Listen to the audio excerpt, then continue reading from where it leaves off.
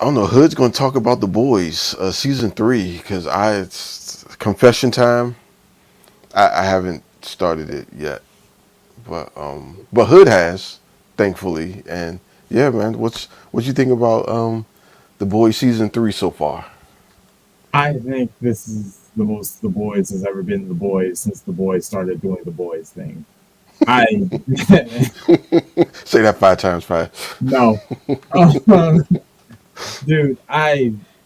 Like I was a little apprehensive, low key, because season two I wasn't super thrilled about. I think we talked about that a little bit. I didn't hate it, but like it clearly wasn't as strong as season one. So I was like, all right. And now that I've read all of the comic, and I've read the entire comic series at this point. Oh, you have? Okay. I have. All right. And now that I've done that, it kind of pointed out a few problems I had with the show, namely that I can see some of the events from the comic book. They're kind of condensing the timeline a little bit. So I was like, even before I read the comic, something about the show just felt off to me. Like the fact that even early in season one, our ragtag group of guys were already getting involved with like the seven and shit. I was like, all right, how is this gonna play? Because there's only but so many bullshit ways they can come up with to get out of trouble against Homelander.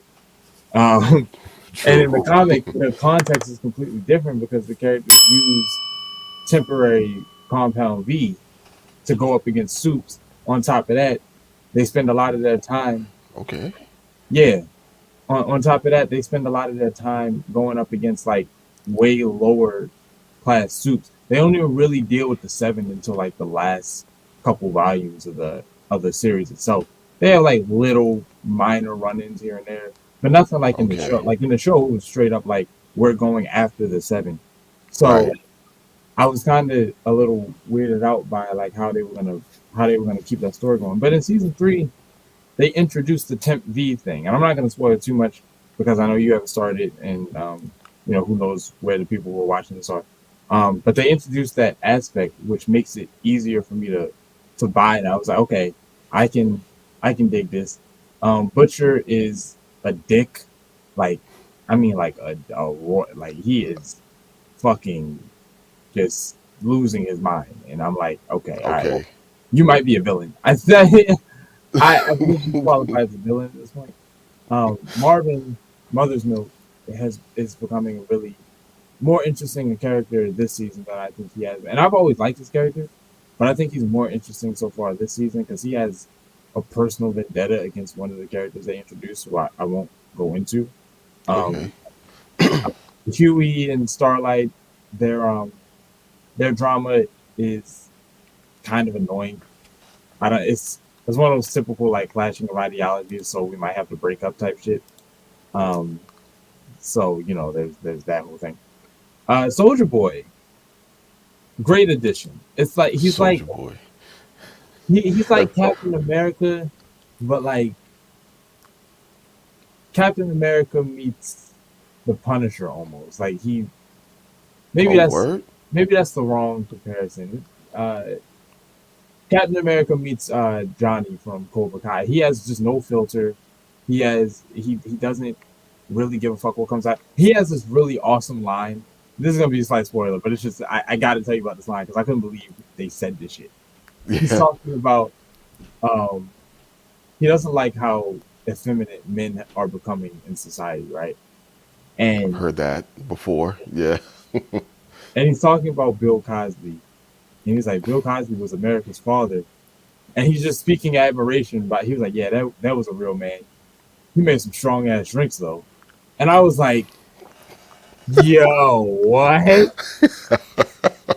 Wow. Okay. All right. Yeah, they got to put that in the show. I'm not mad at them. They got to put that in the show. Yeah, You you got to. know, the boys is like one of the only shows that get away with a line like that. But Yeah.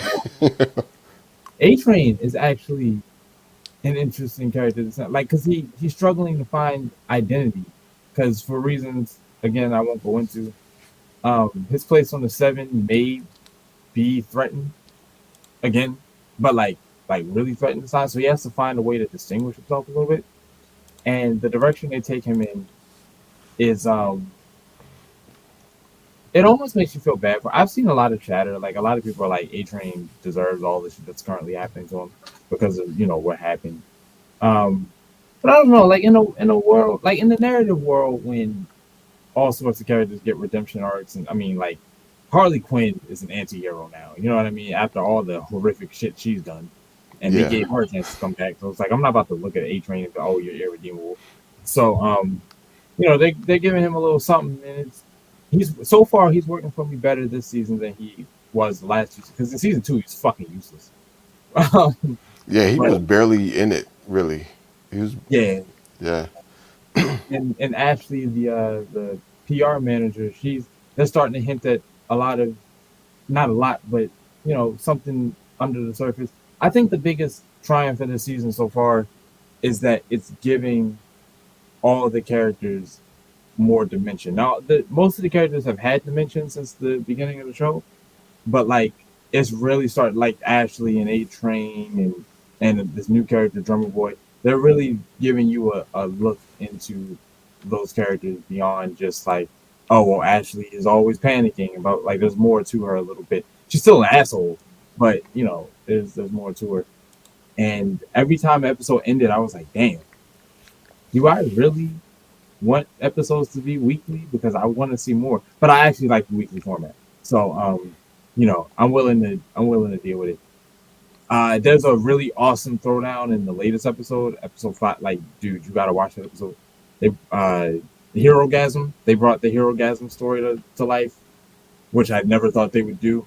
Um, Admittedly, just because I read the Hero Gasm comic, which is a giant orgy of superheroes, which you didn't know. What? Um, Yeah, I'm about to. What in the hell is a hero gasm? What is that? so in the context of the comic, um, once a year, the hero community comes together and they tell the public that this alien race is invading Earth again, and they have to fly out into space and go deal with it. It's like a commentary on superhero crossover events, like in comics and shit. So Right. they say they have to go out into space and go deal with this because apparently these guys come back every once in a while to try to invade Earth again. But what they really do is they all fly to an island on some Epstein type shit, and they just have a big ass orgy. Ergo, herogasm, like orgasm, like so. That's.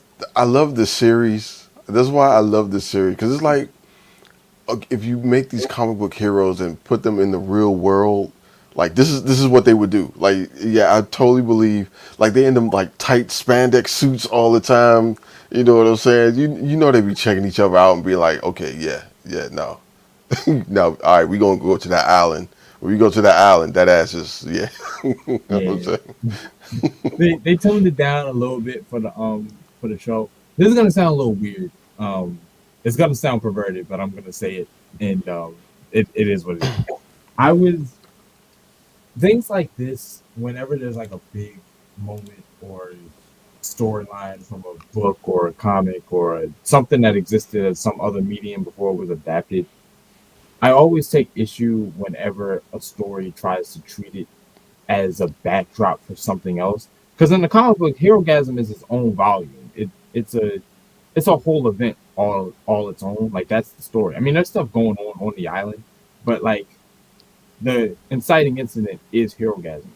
In the show for that episode, Herogasm is more so what's going on in the background while they focus up on the continued story, which I understand. I mean, like, do you really want to derail the entire story for an episode just to show softcore porn? Like, I understand that, but like they hyped Herogasm up, like in all the promotional material, they were that was their whole thing, With and that, they had commercials about like hero gasm. not I like missed. commercials, but they kept talking like in interviews and whatnot. They kept releasing press about the fact that yes, we really are bringing Herogasm to light because it's like the one thing in the comic that I would have put money that they would never have actually put on screen. But they were Right. like, no, Yeah. we're doing it. And I was like, okay, cool, we're doing it. It doesn't even really get started until halfway through the episode, which I knew was a bad sign. Oh wow. All right, it's not actually going to be about. They put a disclaimer at the start of the episode, so I thought like I looked up because I was watching it with one of my friends, and as soon as I saw that disclaimer, I looked over and I was like, I guarantee you, the first shot of this episode is going to be some woman getting by a pig or some shit. Like it's and that's not what happened. Oh And okay. uh, if you're watching it, you've already heard too much. But this is a very crass show and it's a very crass episode, so maybe don't watch it. Don't even watch this review because I'm talking about shit I shouldn't be talking about. Anyway, Well, do we anyway, need to put a disclaimer on this episode? probably, probably, honestly. I'm gonna sum all this up in a PG way. So if you want to put that on YouTube and maybe make this like some deleted shit, so, Yeah, yeah. um, I'm gonna have to cut the shit out of this, huh? yeah, for real. Um, yeah, what they're going after Homelander, and there's a throwdown with Homelander. I can't really tell you how it goes down or why it's able to go down or anything like that, and who it's between. But it's a really amazing fight. It's just to me, I was just like, it wasn't the event that they because I mean, by the boy, if this was like Daredevil, you know what I mean, or if this was really any other superhero show and it had an episode like this, then this would very well be the hero guys and they said it was going to be. But by the boys' standards, I mean, it wasn't that out of pocket. You know what I mean? Like you've seen some shit watching this they show already. they Oh straight up had some wild shit on their like yeah. on their in their show. Yeah, So I was like, all right, you know. But the oddly enough, even though that's the part they hyped up, all the stuff around that was more interesting, and I was like actually captivated by all of that. And Starlight makes a bold decision at the end, so I'm waiting to see how the show is going to wrap up. In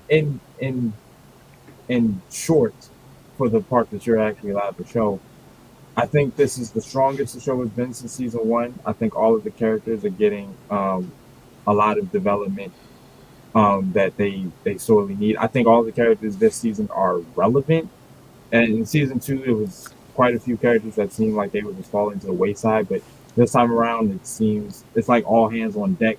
The conspiracy is growing. Vault is getting out of control. The public has their opinion. Um, Edgar might be in some trouble. Victoria Newman is might be discovered. It's a whole thing. I'm legitimately on the edge of my seat every time I sit down. They're not pulling no punches. People are still okay, getting blown up. People are still okay. getting torn apart. And I can't tell you how the season's gonna end. I have no idea, but I think we got 4 episodes left, so who knows what can happen. And they've already been renewed for season 4. So They're I say already get yeah, okay. I say get on that, bro. I get on that, man. It's 5 episodes. You can knock that out in the next Yeah, few. yeah. That's it's up next. It's up next. But yeah. So, actually I'm surprised Edgar was he survived season two. Actually, I'm surprised he actually survived season two. Because the last CEO or whatever, yeah, she ain't make it. she, Now but it's like fucking melted ice cream. for real, yeah. But so all right, would you recommend like reading? Well, for how long is the comic run? Like how long is that? 12 volumes. Yeah, that's a bit. That's a little hump. But okay, I could do because I was thinking maybe I could read some of it or read the comics before I watch the show. But I'm just gonna start watching the show, like probably tonight or tomorrow night or something like that. Um, to Yeah, kind of get on it. considering how many differences between the comic and the show there are, and you're not starting from the beginning of the show, it would be hard to figure out where exactly in the comic you would be. But it Yeah, feels like based on how I know the comic ends and based on some of the actual events um that they've adapted like beat for beat almost. We're actually more toward the end of the comic run than we are. So I don't expect the show to go on much longer. Honestly, I think season 4 might be the last one because I can't. okay. If it continues this trajectory, there's there's not really much left to do.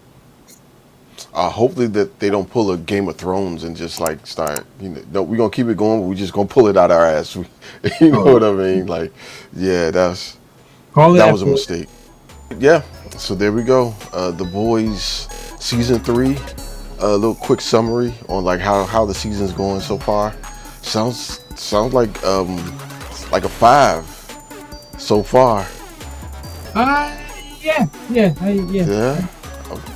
It sounds good to me. All right, cool.